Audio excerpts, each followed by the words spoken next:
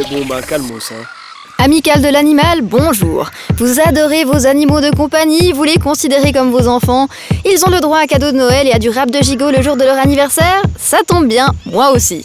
Dans nos esprits de propriétaires aimants, on a du mal à s'imaginer que nos protégés puissent être une source de pollution.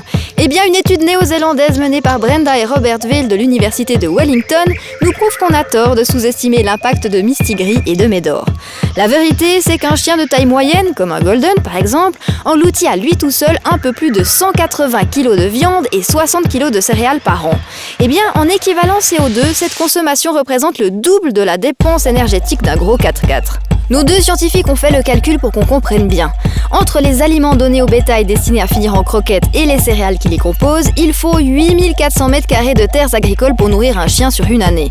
Si on traduit l'empreinte carbone d'un gros tout-terrain qui roulerait 10 000 kg sur la même période, on n'aurait besoin que de 4100 m².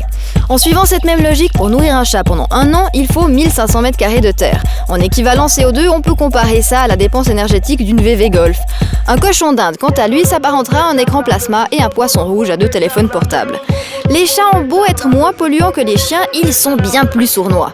L'information nous vient toujours de Nouvelle-Zélande, mais d'un activiste nommé Gareth Morgan cette fois-ci. D'après ce monsieur, les 1,4 million de petits félins du territoire sont responsables de la disparition de 9 espèces d'oiseaux et de la mise en danger de 33 autres. Pour ce problème en particulier, une clochette autour du cou du chat suffirait à réduire le carnage de moitié.